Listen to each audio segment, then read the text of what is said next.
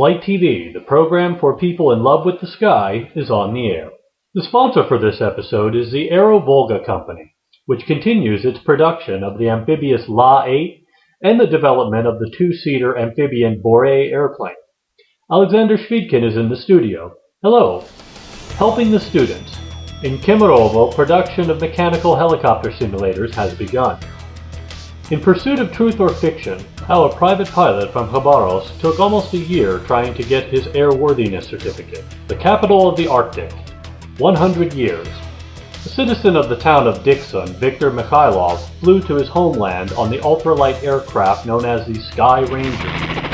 The Kemerovo-based company HelloWhale, manufacturer of the Alphalina helicopter, presented its latest invention at the Hela Russia exhibition, a mechanical training simulator for hovering in a helicopter. For movements, at first it is very effective for a complete beginner to understand how to hover and what this means. The simulator develops muscles and asynchronous motor skills in novice pilots. It does not require any maintenance and is a very simple and effective tool. By replacing the ball and a system of levers, the simulator is optimized for different types of helicopters, from the Mosquito to the Mi-8. The goal and objective we have is to keep the ball in a small red circle, a simulation of hovering with a helicopter. If we want to complicate the task, we begin at this time to move with the hands, and again the pilot must keep the ball in the circle. You can also move your legs, and the ball must always be at the center at the same time. According to experienced pilots, the realism of movement in real flight in the simulator is in the region of 95%. The cost of the new product is 22,000 rubles, and you can buy a simulator at the 4H stand. Also, remember that at this stand, the layout of the high-speed two-seater helicopter Alphalina will be presented for the first time. The most popular, proven, and reliable amphibian flying boat in Russia. Certified structure, extreme simplicity of mastering and flying, super short takeoff and landing distances, just 230 feet. Negligible cost of spare parts and maintenance, less than $30 per flight hour. Very attractive purchase price, just $80,000 for a brand new airplane.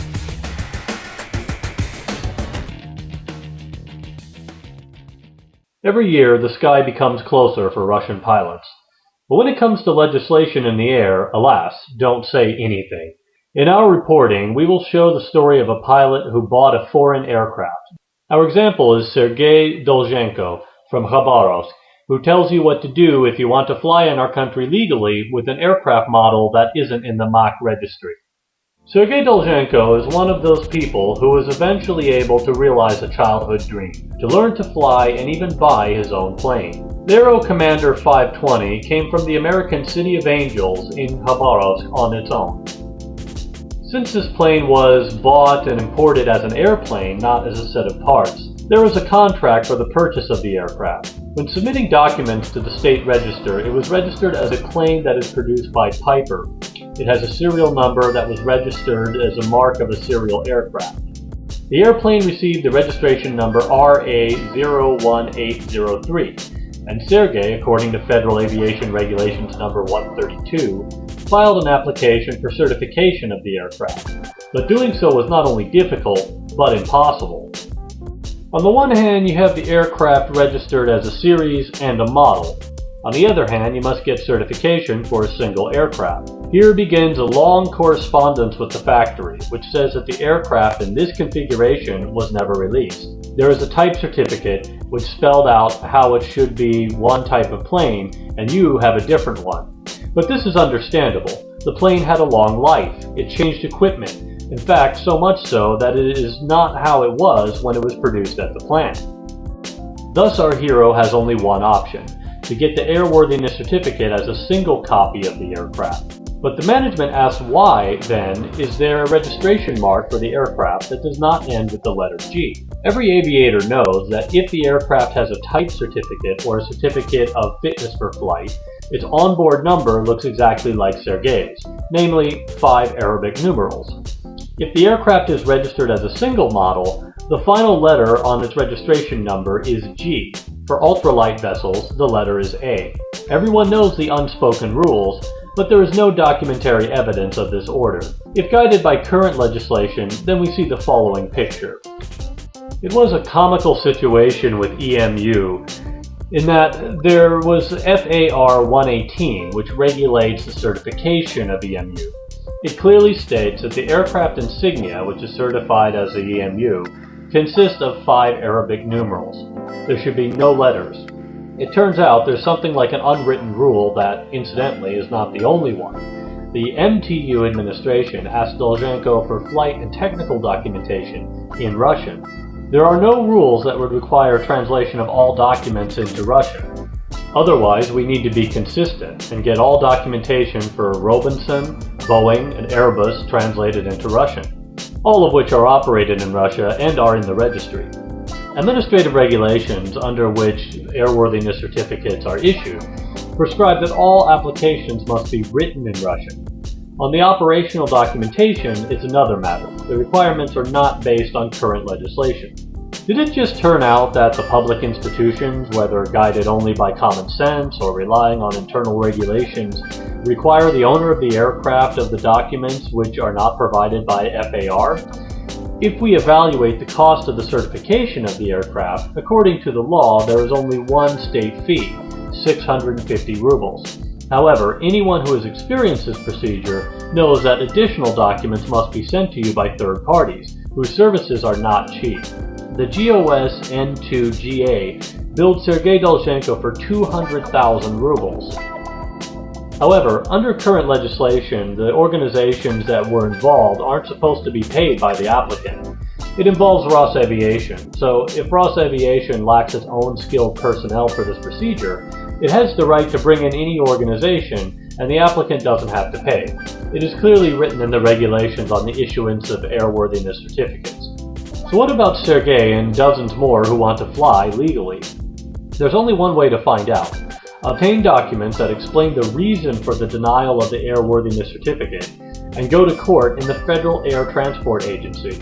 But the Interregional Public Organization of Pilots and Aircraft Owners is ready to provide assistance to pilots. Such differences with the MTU Interregional Territorial Department arise because the current legislation hasn't changed in many years. On the one hand, one can understand MTU officials who fear issuing a certificate of airworthiness for an aircraft released in 1953. On the other hand, the claims of the pilot and his unwillingness to pay huge sums for something that according to the rules is 650 rubles is understandable as well. Olga Kuznetsova, Yevgeny Maximov, Flight TV.